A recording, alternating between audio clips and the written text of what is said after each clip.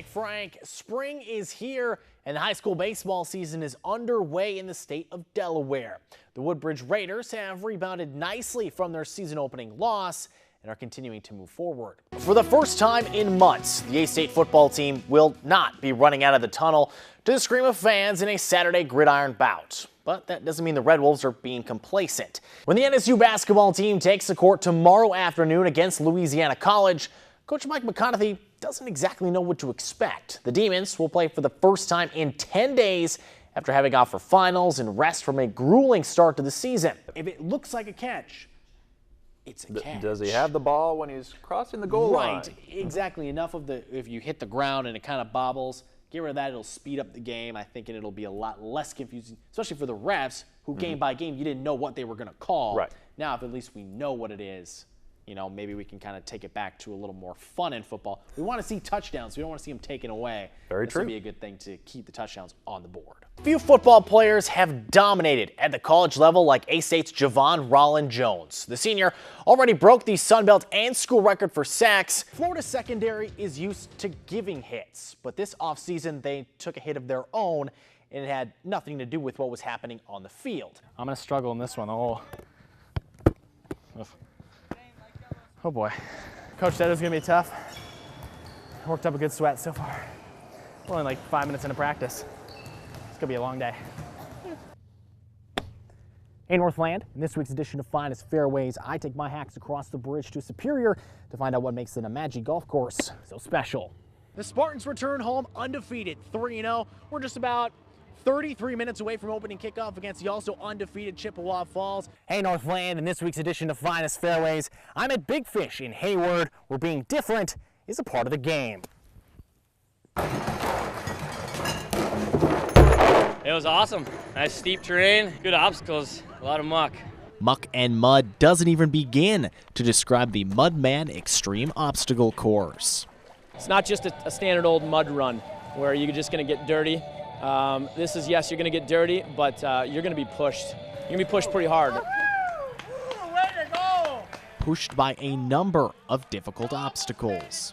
We have barbed wire to crawl under, cargo nets to climb, walls to climb over. We have trenches to climb through. We've got fire to jump over. There are many difficult things in this obstacle course, but maybe none of them as difficult as the ropes. Our monkey ropes are probably the toughest obstacle. Most people really struggle with those. The swinging on the ropes, it's like a monkey bars, but you have ropes to swing by, vertical ropes. That was kind of crazy. The swinging rope one was tough. You got to hold your body up over that pond. And if the swinging ropes didn't get you dirty, the final obstacle surely did. That cargo net at the end in that mud pit was pretty brutal. It's a little crazy when you can't believe that you're at the end and you have to go through that. So why is it that runners are so willing to push themselves to get a little dirty? You get kind of tired of running just like half marathons and 5Ks and stuff. Some of these climbing, jumping, hopping, skipping stuff, getting dirty is kind of fun. And the most important part of the race Getting muddy. was something that proved to not be very difficult for any runners who laced them up, jumped over fire, trudged through the mud, and got a little dirty. In Duluth, I'm Nick Franck, KQDS Fox 21 Sports. To pull, they like the work and they enjoy being out. And Positive Energy Outdoors has a great stable of hardworking Percheron draft horses. Tracy said snow, ice. And while 3 horses declined comment, Sid demanded his airtime because, as Hansel said, he's the goofball. Since he bangs his head around and scratches his leg with his cheek. Ready? All right, let's go. This team has been driving and logging trees for quite some time.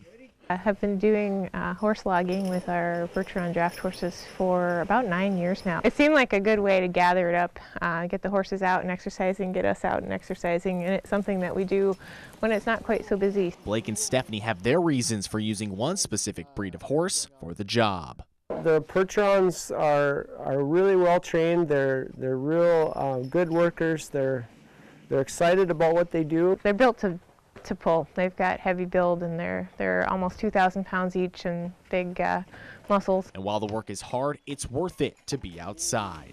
It's just really enjoyable to be out in the woods with a team of good horses. It's a good way to be outside, and the horses sure enjoy it, and we do too. Man and beast working and enjoying time together in the great outdoors.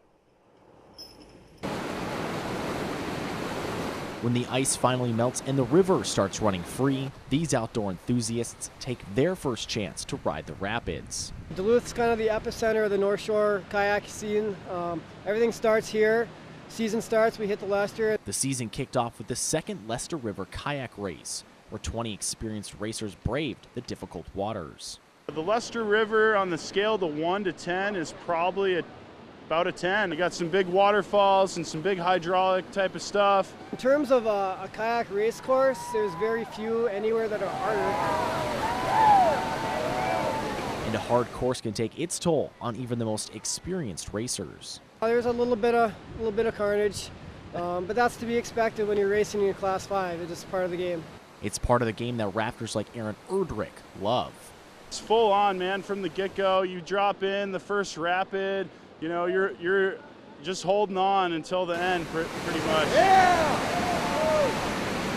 Racers agree, though, it's not about who wins the race. It's just about getting in the water.